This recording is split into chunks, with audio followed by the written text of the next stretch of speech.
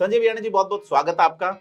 और आज बात करेंगे पॉलिटिकल जो प्योरिटी है वो कैसे आए और क्या प्रयास है। देखिए सर, आज सबसे बड़ी समस्या ही भ्रष्टाचार है और मुझे लगता है कि इस व्यवस्था ने हमें खोखला कर दिया है और शायद आम आदमी इससे इतना त्रस्त है कि अब उसको लगता है कि कोई भी पार्टी आ जाए ये बदलाव नहीं आ सकता। लेकिन आप दिल्ली जाइए, दिल्ली में लोगों से मिलिए, आप देखेंगे कि दिल्ली में नीचे लेवल पे भ्रष्टाचार लगभग खत्म हो गया है। मोदी जी ने नहीं किया, आपने नहीं किया, पर आपने अपने साथियों के लिए किया।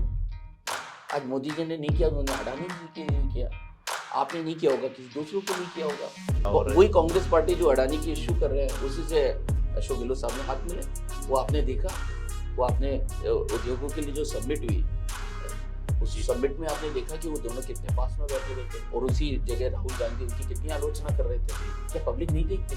आपकी पार्टी के सांसद जेल में हैं, आपके उप मुख्यमंत्री जेल, तो क्या सोचते हैं बदले की कार्रवाई है या वाकई कोई गड़बड़ हुई है? तो हर आदमी जानता है, आप किसी भी आदमी से पूछेंगे। कोर्ट नहीं जान रही, जो छोड़ नहीं रही उनको अकॉर्डिंग टू देम। देखिए, कोर्ट की अपनी सीमा है, कोर्ट सबूतों पे काम करती है, कोर्ट प्रभावित भी होती है। क्यों नहीं है हमारे पास सबूत पेश करने लायक आम आदमी पार्टी के पास? लेकिन ये साबित कहाँ हुआ है? अभी साबित नहीं हुआ है। अभी किसी ने आरोप लगाया और आपने उसको 80 दिन से गिरफ्तार करके कस्टडी मांग रखी है। वरना मुझे लगता है कि बहुत छोटी सी जबान से हम बोल देते मुफ्त की रेवड़ी देती है पार्टी, तो आम आदमी पार्टी। अरे अगर मुफ्त की रेवड़ी देते तो फिर मोदी जी उसकी नकल क्यों करते हैं? फिर उसके लिए कांग्रेस पार्टी नकल क्यों करती? कर्नाटक में अपना मैनिफेस्टो उस जैसा क्यों बनाती?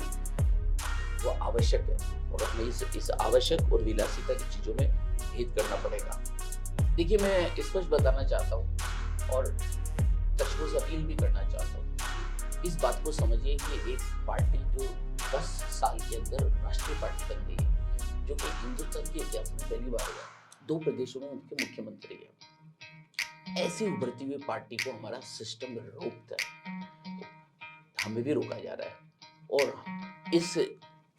इस उलझन के अंदर पार्टी ढंग से काम नहीं कर पा रही, उसके अस्तित्व को बचाने का ही खतरा उत्पन्न हो गया है। राजस्थान की विधानसभा में चुनाव है दिसंबर महीने में। अलग अलग जोनर वाले, अलग अलग स्टाइल वाले और अलग अलग विधाओं वाले लोग राजनीति में आ रहे हैं। राजनीति में शुचिता कितनी होनी चाहिए? हमारे जो राजनेता आ रहे हैं पढ़े लिखे हो नहीं हो, वैचारिक रूप से कितने समृद्ध हैं या नहीं, या जीत का आधार सिर्फ जाति होना चाहिए, राजनीति का आधार सिर्फ पार्टी होना चाहिए? तमाम तरह के बिंदु हमारे बीच है। और क्या हमारे पास राजस्थान में ऐसे लोग हैं जो वैचारिक रूप से समृद्ध हैं और जनता के बीच राजनीति इसलिए करना चाहते हैं क्योंकि वो इस लोकतंत्र को समृद्ध बनाना चाहते हैं? इस मुद्दे पर आज हमारे साथ बात करने के लिए खास मेहमान है हमारे साथ में डॉक्टर संजय बियानी। आप बियानी कॉलेजेस ऑफ ग्रुप के डायरेक्टर हैं और आप कानून, मनोविज्ञान, दर्शन समेत तमाम कई विषयों में बड़ी जो पीजी लेवल की योग्यता है वो हासिल रखते हैं और साथ ही पढ़ना और पढ़ाने का पैशन है इनका। आम आदमी पार्टी से जुड़े हैं, प्रदेश के कोषाध्यक्ष हैं। संजय बियानी जी, बहुत बहुत स्वागत आपका। और आज बात करेंगे पॉलिटिकल जो प्योरिटी है वो कैसे आए और क्या प्रयास है, मतलब उसके लिए सभी पार्टियों का। आप नेशनल पार्टी हो गए हैं जी। अब किस दिशा में जाएगी आम आदमी पार्टी की राजनीति? बिल्कुल, आपने राजनीतिक शुचिता की बात की। मुझे लगता है कि सबसे इंपॉर्टेंट अगर कोई बात है तो वह है किसी व्यक्ति या किसी पार्टी का इंटेंशन जी, उसका उद्देश्य। अगर वो उद्देश्य अच्छा है तो मुझे लगता है फिर सारे काम अपने आप ही अच्छे हो जाएंगे। उद्देश्य राजनीति नहीं, उद्देश्य सेवा होना चाहिए। और मैं 30 साल एजुकेशन की जो यात्रा है, जिसमें मेरे को 15 कॉलेज स्थापित करने का मौका मिला, जिसमें मैंने बच्चों को पढ़ाया, 12-12 घंटे काम किए, और इस दौरान में जेडीए, सेक्रेटरीट, कलेक्ट्रेट कहाँ नहीं गया और कहाँ की अव्यवस्था मैंने नहीं देखी है। और विद्याधर नगर में तो मैंने साइकिलें चलाई है, साइकिल चलाकर मैंने अपनी चार्टर्ड अकाउंटेंसी की परीक्षा पूरी की है और मैंने वहाँ जाके उद्योग धंधों की स्थिति देखी है। हमारे विद्याधर नगर में के पास में जो विश्वकर्मा इंडस्ट्री एरिया है, वहाँ पे उद्योगों की क्या स्थिति है मैंने उससे महसूस किया। हमारे झोटवाड़ा इंडस्ट्री एरिया की क्या स्थिति है मैंने महसूस किया है। जब तक उद्योग धंधे ही नहीं पनपेंगे तो वहाँ प्रॉस्पेरिटी और रोजगार कहाँ से आएंगे? जी और मेरे को ना तो बीजेपी और ना कांग्रेस में कोई इच्छा शक्ति जगी हुई दिखी जिसमें वो उद्योग धंधों को और रोजगार को बढ़ाना चाहते हैं।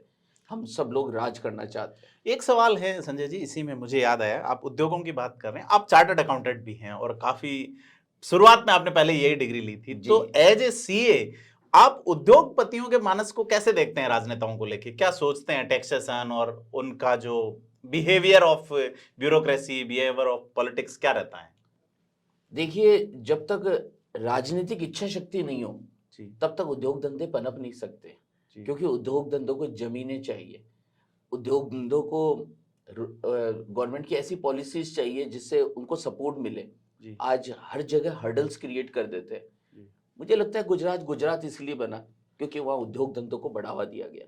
जी मुझे लगता है कोई भी प्रदेश जिसको आगे विकास करना हो उसे ऐसी पॉलिसी बनानी पड़ेगी, उसे राजनीतिक इच्छा शक्ति दिखानी पड़ेगी, उन्हें स्टार्टअप के लिए पॉलिसी बनानी पड़ेगी, उन्हें युवाओं के अंदर वो दिमाग विकसित करना पड़ेगा जिसमें वो बोले नहीं मुझे नौकरी लेनी नहीं है, मुझे नौकरी देनी है, जॉब प्रोवाइडर, वो बनना है। जी जॉब तो सीकर ऐसी इच्छा शक्ति जब तक हमारे ऊपर के अधिकारी राजनेता अगर ऐसी इच्छा शक्ति नहीं रखते तो हम उसको नहीं कर पाएंगे, क्योंकि नीचे पूरा ब्यूरोक्रेसी, पूरा सिस्टम उसे रोकने के लिए तैयार बैठा हुआ है। जी क्या वजह है? मतलब भ्रष्टाचार एक बड़ा कारण नजर आता है सीधे तौर पे।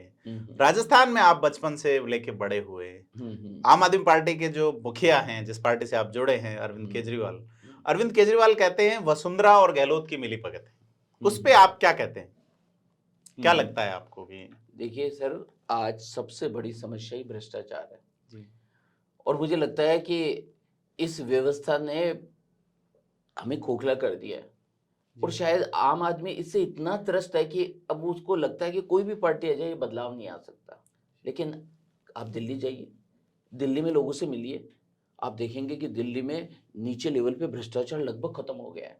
जी और पंजाब में देखिए, पंजाब में एक मुख्यमंत्री ने अपने मंत्री को भ्रष्टाचार के कारण हटाने की हिम्मत दिखाई है, उसे जेल में डालने की हिम्मत दिखाई है। जी तो मुझे लगता है ऐसी स्ट्रॉन्ग विल पावर की जरूरत है, ऐसी इच्छा शक्ति की जरूरत है। पर मुख्यमंत्री का आज का स्टेटमेंट है अशोक गहलोत का, वो कहते हैं कि मैं मोदी जी से भी बड़ा फकीर हूं, उनका ये है, और मैंने आज तक 1 रुपया इस तरह से नहीं किया, उनका ये कहना है। क्या मानते हैं आप इसको? हाँ ठीक है, मोदी जी ने नहीं किया, आपने नहीं किया, पर आपने अपने साथियों के लिए किया। आज मोदी जी ने नहीं किया, उन्होंने अडानी जी के लिए किया, आपने नहीं किया होगा, किसी दूसरों के लिए किया होगा। अडानी जी का उनके साथ भी आया था फोटो, उनके बेटे को प्रमोशन वाला, और वही कांग्रेस पार्टी जो अडानी की इश्यू कर रहे हैं उसी से अशोक गहलोत साहब ने हाथ मिले। वो आपने देखा, वो आपने उद्योगों के लिए जो समिट हुई, उस समिट में आपने देखा कि वो दोनों कितने पास में बैठे हुए थे और उसी जगह राहुल गांधी उनकी कितनी आलोचना कर रहे थे। क्या पब्लिक नहीं देखती? क्या पब्लिक नहीं समझती? अरे कोई भी पार्टी आ जाए, इसी तरह के अडानी और इसी तरह के अंबानी पनपेंगे। जब तक आपके अंदर गरीबों को सेवा करने का उद्देश्य नहीं है और जज्बा नहीं है, तब तक ये समस्या बनी ही रहेगी। और मुझे लगता है अब राजस्थान के अंदर बहुत समय हो गया, अरे कुछ समय तो बदलाव लाए, हम कुछ चेंज तो करके देखें।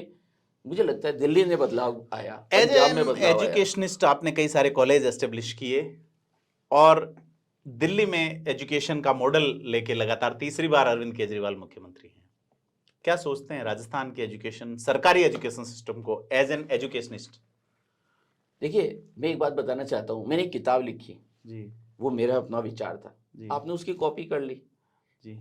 वो कॉपी करने से आपके अंदर वो किरदार नहीं उतर सकते जी। आज दिल्ली ने एक एजुकेशन का एक मॉडल सबमिट किया जी।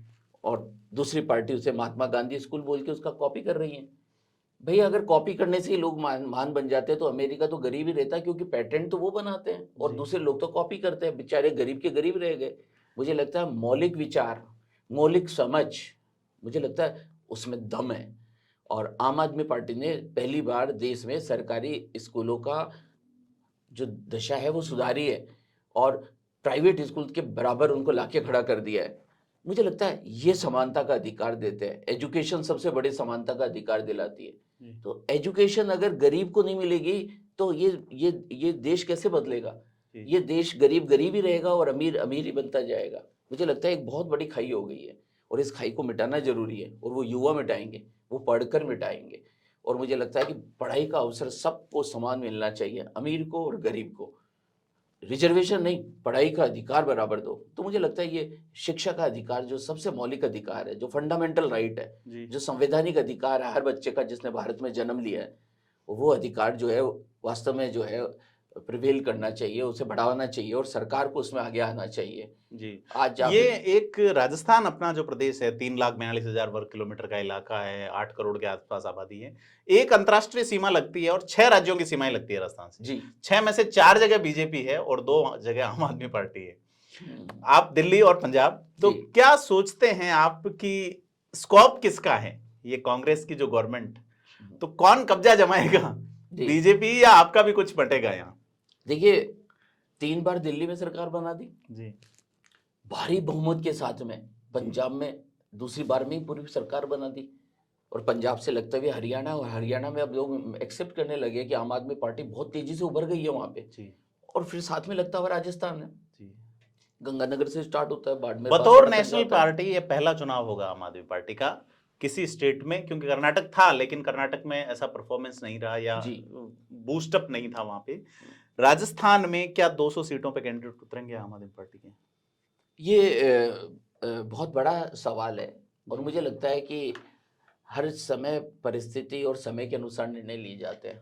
जो दक्षिणी राज्य है गुजरात, वहां पे बहुत बड़े आदिवासी वोट बैंक में आम आदमी पार्टी ने सेंध लगाई है, जबकि आम आदमी पार्टी को शहरी मतदाताओं की पार्टी कही जाती रही है। गुजरात एक अलग तरह का मॉडल पेश करता है, 5 विधायक बना लेता है। तो राजस्थान में भी बड़ा एक आदिवासी वोट बैंक है, 25 सीटें आदिवासियों के लिए रिजर्व है राजस्थान में, तो स्कोप तो है। आप क्या सोच रहे हैं इस स्कोप को लेके आपकी पार्टी? देखिए पार्टी बहुत अच्छा काम करना चाह रही है, पर आप जानते हैं 10 साल में अगर आप देश की तीसरी नंबर की पार्टी बन जाते हैं तो कितनी समस्या आती है, कितने लोगों को मिर्ची लग जाती है, कितने लोगों को परेशानी हो जाती है, कितने लोगों को अपने सिंहासन डोलते नजर आते हैं, जमीन और, खिसकती। और आप देख रहे हैं सिर्फ किसी ने आरोप लगाया और आपने उसे 80 दिन से ज्यादा जेल में डाल दिया। और किसको जेल में डाल आपकी दिया? पार्टी के सांसद जेल में हैं, आपके उप मुख्यमंत्री जेल, तो क्या सोचते हैं बदले की कार्रवाई है या वाकई कोई गड़बड़ हुई ये है? तो हर आदमी जानता है, आप किसी भी आदमी से नहीं, पूछेंगे। कोर्ट नहीं जान रही है, जो छोड़ नहीं रही उनको अकॉर्डिंग टू देम। देखिए कोर्ट की अपनी सीमा है, कोर्ट सबूतों पे काम करती है, कोर्ट प्रभावित भी होती है। क्यों नहीं है हमारे पास सबूत पेश करने लायक वहाँ आम आदमी पार्टी के पास? लेकिन ये साबित कहाँ हुआ है? जी अभी साबित नहीं हुआ है। अभी किसी ने आरोप लगाया और आपने उसको 80 दिन से गिरफ्तार करके कस्टडी मांग रखी है। जी। मुझे लगता है कि आपके पास गिरफ्तारी का आधार होना चाहिए, प्रमाण होना चाहिए। बिना प्रमाण के अगर आपको भी जेल में डालेंगे तो आप भी त्राहिमाम करेंगे। मुझे लग रहा है दिस इज अनजस्टिस किसी व्यक्ति के साथ, कि आपने किसी सेक्शन के अंदर एक सेक्शन बनाई उस जिसमें आरोप सिद्ध नहीं हुआ, लेकिन आप कह रहे हैं कि हमें डाउट है। संदेह के आधार पर किसी को गिरफ्तार करके 80 दिन तक जेल में रखना और चुने हुए व्यक्ति को जेल में रखना, ऐसा तो हिंदुस्तान में शायद पहली बार ही हुआ है। मुझे लगता है कि एक चुने हुए व्यक्ति को, जिसको पब्लिक ने सम्मानित किया है, जिसको पब्लिक ने वोट दिया है, जो पब्लिक में लोकप्रिय है, जो लोकसभा में और सांसद है, ऐसे व्यक्ति को जेल में रखने से पहले 10 बार सोचना चाहिए कि वो जनता का प्रतिनिधित्व करता है। बिना आरोप सिद्ध किए हुए उसे जेल में डालना नाजायज है, गलत है, और उसके ऊपर मुखिया को सोचना चाहिए। जो भी देश में कानून मंत्री है उसे सोचना चाहिए, उसे देश के प्रधानमंत्री को सोचना चाहिए, क्योंकि वो सांसदों को कई रिप्रेजेंटेटिव है। तो मुझे लगता है कि वो सुचिता राजनीति में नहीं रही जिसकी आप बात करना चाह रहे हैं जी। वो सुचिता हमारे देश में खत्म होती जा रही है जी। इसलिए मुझे लगता है कि अब आने वाला समय पॉलिटिक्स के अंदर बहुत ही चुनौतीपूर्ण भरा, चुनौती वाला होगा, और उसको निपटना जो है हर किसी के बस में भी नहीं होगा, और परिस्थितियां बहुत विकट होती जाएगी। तो राजस्थान में अगर बीजेपी आती है तो क्या लगता है कि इसी तरह के यहाँ होंगे काम? क्योंकि भ्रष्टाचार तो हुआ ही है जैसा आप कह रहे हैं जी। इससे पहले बदले की भावना से काम नहीं हुआ। केजरीवाल कह चुके हैं वसुंधरा राजे और अशोक गहलोत मिलकर काम करते रहे, ऐसा आरोप लगा चुके हैं। उस स्टैंड पे मैं आपकी प्रतिक्रिया चाहूंगा, आपके ही नेता का बयान है। जी। देखिए सब लोग जानते हैं, बच्चा बच्चा जानता है कि 15 साल में कितना भ्रष्टाचार नहीं हुआ, कहाँ भ्रष्टाचार नहीं हुआ, उसके बावजूद भी किसी ने किसी के ऊपर एक्शन नहीं लिया। जी। कितनी जमीनें बांटी गई है ना, कितने लोगों को फायदा पहुंचाया गया, कितना करप्शन हुआ। जी। लेकिन किसी पे कोई चार्ज नहीं लगा। ये क्या साबित करता है? जी। मुझे लगता है नेक्सस हो चुका है। इसलिए अगर वास्तव में पब्लिक जागरूक है तो उसे तीसरे विकल्प की तरफ जाना चाहिए, ताकि व्यवस्था में परिवर्तन लाया जा सके और इस मोनोपोली को तोड़ा जा सके। जी। दिल्ली में पहले वुमेन सेफ्टी का इशू था 2012-13 में। अरविंद केजरीवाल भी उसमें काफ़ी आम आदमी पार्टी के गठन का पहला आधार निर्भया केस को माना जा सकता है। उसके बाद देश में एक उबाल आया। राजस्थान फीमेल जो क्राइम है उसमें टॉप पे हैं, चाहे वो घरेलू हिंसा हो, चाहे वो उन पे सेक्सुअल असॉल्ट हो, चाहे और भी तरह के क्राइम महिलाओं से रिलेटेड। तो क्या सोचते हैं इस बारे में कि एक मंत्री सदन में ये कह देता है कि मर्दों का प्रदेश है? क्या सोचते हैं आप और क्या होना चाहिए इस मामले में? अगर ये शब्द बोले गए तो इसका मतलब है विमेन जो एक्सप्लॉइटेशन है उसको मंत्री स्वीकार कर चुके हैं, उन्हें वो गलत नहीं समझते। आप फिलॉसफी के साइकोलॉजी के व्यक्ति है। दूसरे दिन उन्होंने कहा कि मेरी जुबान फिसल गई। तो जुबान फिसलने में शब्द लड़खड़ाते हैं या विचार बाहर आते हैं? विचार जो अंदर भरा होता है वो विचार के रूप में व्यक्त होता है। लड़खड़ा के आता है या कुछ मैं उसको एक साइंटिफिक वे में सहजता से निकल जाता है। जो आपके मनोभाव होते हैं वो आपके विचारों में प्रकट होते हैं। आपके सपने आपको यूं ही नहीं आते। मनोविज्ञान अगर किसी ने पढ़ा है तो आपने जिन चीजों को दबा के रख रखा है, जो आपके जहन में है, वही सपनों में बाहर आती है। तो मुझे लगता है कि आज भी आप देखेंगे तो हमारे यूडीएच के अंदर एक भी फाइल हर व्यक्ति जानता है, जब तक वो यूडीएच मंत्री के पास नहीं गई है, चाहे छोटी फाइल हो बड़ी फाइल हो, वो फाइलें पास ही नहीं होगी। इतना करप्शन है यहाँ पर। तो जहाँ करप्शन है वह विमेन एक्सप्लॉइटेशन तो होगा। करप्शन का यूज कहाँ है? विमेन एक्सप्लॉइटेशन में उसका यूज है। जहाँ भ्रष्टाचार होगा वहाँ नारियों का असम्मान किया ही जाता रहेगा, क्योंकि उस पैसे का कंजप्शन करना है, उसका भोग में उसका इस्तेमाल किया जाना है। अगर करप्शन रुक जाएगा तो मुझे लगता है महिला का विलासिता की जो सोच है वो भी बदलेगी, वो भी बदल जाएगी। और जो आपने नारी उत्पीड़न की बात की, वो उत्पीड़न भी खत्म होगा। जी। गैंगवार काफी बड़ा है, हरियाणा में नजर आता था पहले, अब सीमावर्ती अपने जिलों से थे, जालोर के सांचौर तक पहुंच गया गैंगवार। तो ये जो कल्चर आ रहा है इसको कैसे एलोबरेट करते हैं? मुझे आप बताइए, यूपी हमसे 3 गुना बड़ा प्रदेश है और हमसे ज्यादा खतरनाक मामला रहा है वहाँ पे अपराधियों का रिकॉर्ड, और गली मोहल्ले में रात को 8 बजे निकलना बड़ा खतरनाक था जी। पर हमने पिछले 5 साल में वहाँ कोई गैंगवार सुना? ये होती है पॉलिटिकल विल, इच्छा शक्ति। अगर मैं चाहूँ यहाँ ये नहीं होगा तो फिर वो नहीं होता, पर मैं चाहता ही नहीं। मेरे लोगों पे नियंत्रण ही नहीं है, मेरी पुलिस पे मेरा नियंत्रण नहीं है, तो फिर वो तो चीज़ें जो है सीधी सी बात समझ आती है। हर चीज का एक्सक्यूज नहीं होता जी। अगर आप ये कहे कि मैं क्या करूं, भाई साहब आप ही करेंगे। आप कहे कि अगर पेपर लीक हुआ तो वो उत्तर प्रदेश में भी हुआ, ये कोई जवाब नहीं होता। आप किसी की गलती को कह के अपनी गलती को छुपा नहीं सकते। पेपर लीक हुआ, ये अकर्मण्यता है, ये लापरवाही है, ये फेलियर ऑफ सिस्टम है, इसे एक्सेप्ट करना पड़ेगा। आज इतने एग्जाम और इतने पेपर लीक हुए, कितना सरकार के व्यक्तियों का समय बर्बाद हुआ उसे ढूंढने में जी। और कितना युवाओं का समय खराब हुआ। अगर आप वास्तव में युवा प्रदेश है, अगर आप वास्तव में अपने बच्चों की बेहतरी चाहते हैं, तो दोनों ही पार्टियों के शासन के अंदर पेपर लीक होते रहे। चाहते हैं युवा को रोजगार मिले, चाहते हैं कि युवा में शांति आए, चाहते हैं युवाओं के जोश का इस्तेमाल किया जाए, तो फिर आप ही को निर्णय करना पड़ेगा, कुछ बदलाव लेकर आना पड़ेगा। पंजाब और दिल्ली में देखना पड़ेगा कि वहाँ पे कितने पेपर लीक हुए और उसकी तुलना करनी पड़ेगी राजस्थान और यूपी से। अशोक गहलोत एक फ्री वाला सिस्टम, जैसे आप कहते हैं कॉपी पेटेंट का, केजरीवाल बिजली फ्री, पानी फ्री और सुविधाएं फ्री, तो राजस्थान में भी उन्होंने इसको लागू किया है जी जी। तो लोग तो कह रहे हैं फील गुड वाला मामला है जी जी। कैसे देखते हैं आप इसको? हाँ, अच्छी चीजों का कोई अनुसरण करे तो क्या बुराई है। देखिए, एक चीज होती है जरूरी आवश्यक चीजें, जैसे शिक्षा आवश्यक है, स्वास्थ्य आवश्यक है जी। किसी को 300 यूनिट बिजली देना आवश्यक चीज है, मोबाइल देना अनावश्यक है, टीवी देना अनावश्यक है, शादियों में जेवर देना अनावश्यक है। तो हमें तय करना पड़ेगा कौन सी चीज आवश्यक है और कौन सी चीज अनावश्यक है, कौन सी चीज विलासिता है और कौन सी चीज आवश्यक है। मुझे लगता है कि एक व्यक्ति जो 20,000 रुपए कमाता है, 15,000 रुपए कमाता है, वो अपनी कमाई का 15,000 रुपये जब खर्च करता है ना, तो 18%, 10%, 12% जीएसटी देता है। 2 से 3,000 रुपये वो सरकार को उस कठिन परिश्रम से ली हुई कमाई का भी सरकार को देके आ जाता है। जी। और अगर उसमें से अगर आपने उसको बेचारे को 300 यूनिट फ्री दे दिए, ये रेवड़ी नहीं है, ये आवश्यक चीज़ है। क्योंकि उस गरीब की लड़की भी पढ़ती है, वो चौराहे पे जाके बैठ के नहीं पढ़ सकती, वो घर में एक लट्टू जला के भी पढ़ाई करेगी। तो मुझे लगता है एक पंखा, एक लट्टू उनके घरों में जलता रहे तो हमारे यहाँ से क्राइम बंद होंगे। हम किसी के अधिकारों का हनन नहीं कर सकते। 2 आदमियों को जीने का समान अवसर है और समान अवसर मिलना भी चाहिए। जी। मुझे लगता है यही ग्रेस होना चाहिए किसी समाज का। तो जी। मुफ्त में अगर पानी दिया जा रहा है जो बहुत आवश्यक है, मुफ्त में लाइट दी जा रही है जो बहुत आवश्यक है, अगर उन्हें अच्छी मुफ्त में शिक्षा दी जा रही है बहुत आवश्यक है, उन्हें अगर मोहल्ला क्लिनिक के अंदर उनका इलाज किया जा रहा है बहुत आवश्यक है। अगर इन चीज़ों से हम ऊपर उठेंगे तो हमारा प्रदेश विकास करेगा। तब एक आम आदमी का बच्चा भी पढ़कर बाहर आएगा और उसे भी रोजगार मिलेगा और वो भी अपना जीवन बसर एक अमीर आदमी की तरह कर पाएगा। तभी हम अमेरिका जैसे एक प्रॉस्परस देश बनेंगे।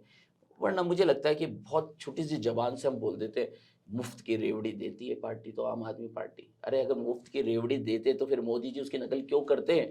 फिर उसके लिए कांग्रेस पार्टी नकल क्यों करती? कर्नाटक में अपना मैनिफेस्टो उस जैसा क्यों बनाती? वो आवश्यक है और हमें इस आवश्यक और विलासिता की चीज़ों में भेद करना पड़ेगा और सबसे प्यार और मोहब्बत करनी पड़ेगी। एक अमीर को गरीब से मोहब्बत होनी चाहिए इस क्योंकि चुनाव वो भी में आदमी है। सर, इस चुनाव में आम आदमी पार्टी का मैनिफेस्टो क्या होगा राजस्थान के लिए? बिल्कुल। अभी लगभग 1 महीने पहले अरविंद केजरीवाल जी यहाँ आए थे, भगवत मान साहब भी यहाँ आए थे और उन्होंने 7 गारंटियां दे के गए थे। जी। पहली बार हिंदुस्तान के इतिहास में एक व्यक्ति निकलता है और वो व्यक्ति बोलता है कि मैं आपके बच्चों को पढ़ाने की जिम्मेदारी लेता हूँ, गारंटी देता हूँ, अच्छे स्कूल को ठीक बनाने की मैं गारंटी देता हूँ। तो सबसे पहली गारंटी दी गई 300 यूनिट की बिजली उपलब्ध कराने की, जो बहुत ही आवश्यक है। मुफ्त हर व्यक्ति को 300 यूनिट बिजली मुफ्त उपलब्ध कराने की और 24 घंटे बिजली उपलब्ध कराने की। ये कोई छोटी बात नहीं है। ऊर्जा ही नहीं है, विकास कैसे होगा? आपके 6-6 घंटे पावर कट लग जाते हैं, विकास कैसे होगा? आपको 70 साल हो गए, आप अभी तक लाइट की व्यवस्था नहीं कर पाए, जबकि आपके यहाँ बाड़मेर, बांसवाड़ा और चारों तरफ सोलर एनर्जी जबरदस्त बरसती है। हम अपनी सोलर एनर्जी का इस्तेमाल नहीं कर पाए, हम लोग अपनी लाइट का उत्पादन नहीं कर पा रहे हैं, जबकि हमारे पास सारे संसाधन हैं। मुझे लगता है अडानी को खूब एक जमीन दी है बनिए उसके जैसा लिए। दिमाग चाहिए प्रदेश को चलाने के लिए, क्योंकि बनिए जैसा टैक्स कलेक्ट करती है, चूस चूस के पैसा लेती है। उस पैसे का यूज होना चाहिए प्रदेश के अंदर और वो यूज तभी होगा जब एक वैसा दिमाग आएगा जिसका दिमाग जो है पैसे का इस्तेमाल करना चाहता है। मुझे लगता है खर्च पे नहीं, कमाई पे ध्यान दिया जाना चाहिए और कमाई बढ़ाई जानी चाहिए। तो मुझे लगता है कि ये काम हमारे प्रदेश में नहीं हो रहा, ना उद्योग धंधे बढ़ रहे हैं, ना कमाई बढ़ रही है और इसलिए हम मरु प्रदेश थे और आज भी है। जी। पर रहेंगे ये आवश्यक नहीं, रहेंगे तब जब व्यवस्था में बदलाव लाएंगे। जी। तो मुझे लगता है कि ये जो व्यवस्था है जिसमें हमने 300 यूनिट निःशुल्क यूनिट और 24 घंटे लाइट देने की जिम्मेदारी ली है, गारंटी दी है।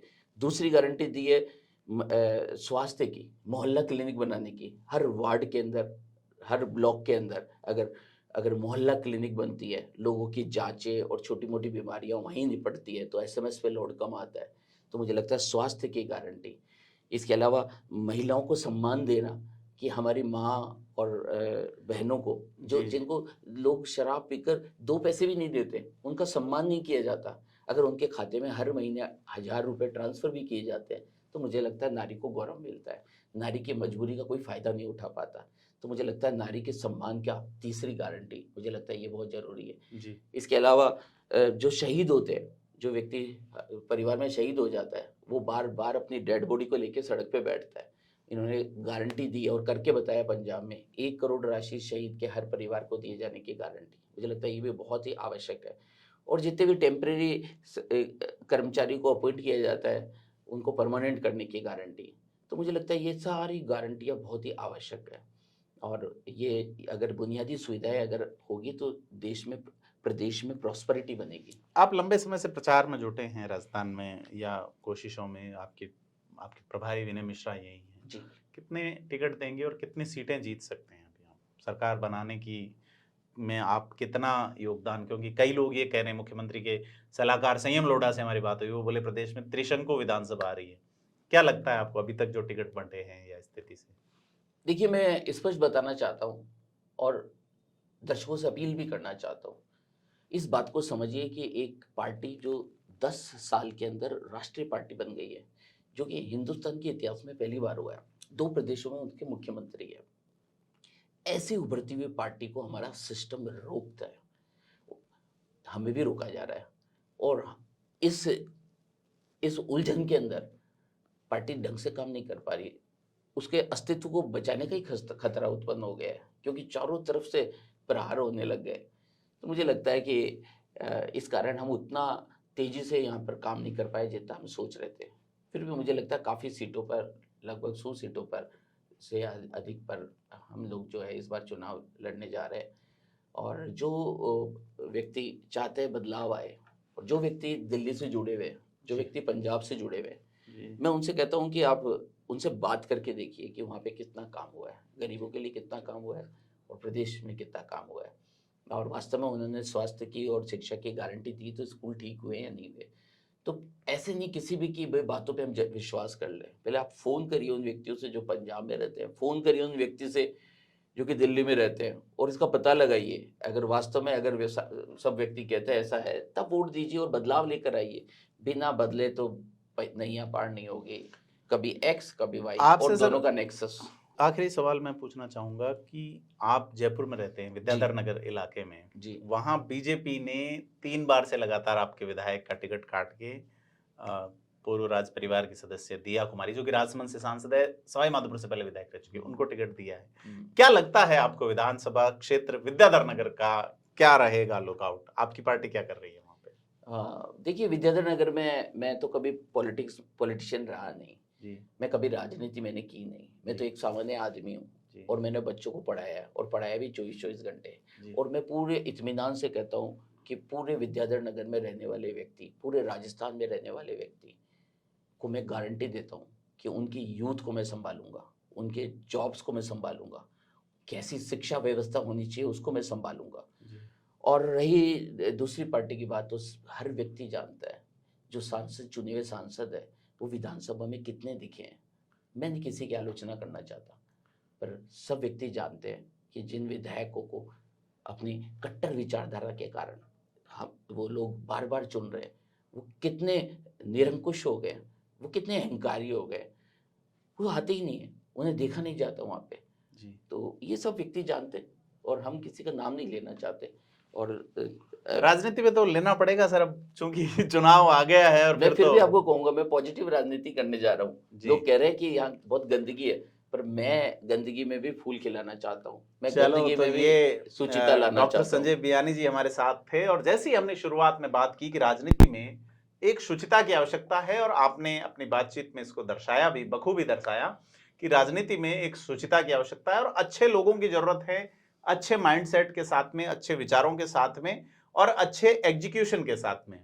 तो हमसे बात करने के लिए बहुत बहुत धन्यवाद, और आपसे निवेदन रहेगा कि हम लगातार बातचीत करते रहेंगे अलग अलग विषयों पे। जी जी, तो फिर आपका स्वागत और आपके रहेगा। माध्यम से अगर लोगों को मेरी बात समझा सका तो मैं बहुत शुक्रगुजार होऊंगा, और मैं पूरा इत्मीनान और पूरे जज्बे के साथ ये वादा करता हूँ कि अपने विधानसभा में मैं समय समय पर सड़कों पे दिखाई दूंगा, क्योंकि मैं अब अपने जीवन का उद्देश्य सेवा करना चाहता हूँ, कुछ देना चाहता हूँ, और पॉजिटिव राजनीति करना चाहता हूँ। किसी की भी आलोचना नहीं, सब में ईश्वर देखना, पर अपना सकारात्मक। तो आप विद्याधर नगर विधानसभा से लड़ेंगे, मतलब आम आदमी पार्टी से, मतलब आपकी डिमांड है? यस, मैं बिल्कुल डेफिनेटली मैं चाहता हूँ कि तो अपनी विधानसभा आज हम बता दें कि राष्ट्रीय स्तर की पार्टियों में से, जो देश में 6 राष्ट्रीय पार्टियां हैं, तो विधानसभा विद्याधर नगर पे लगता है कि अगर बसपा भी कैंडिडेट उतारती है तो 4 राष्ट्रीय पार्टियां चुनाव लड़ेगी, जिसमें से आम आदमी पार्टी एक है।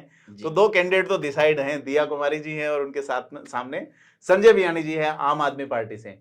तो चुनाव बड़ा रोचक होगा विद्याधर नगर का। हम आपसे लगातार रूबरू होते रहेंगे और आपको अपडेट देते रहेंगे कि चल क्या रहा है और उस चलने में आपका योगदान कितना है। आपसे अभी इतना योगदान चाहिए कि आप इस वीडियो को लाइक, शेयर और हमारे चैनल को सब्सक्राइब करें। सबको प्यार और सम्मान। धन्यवाद।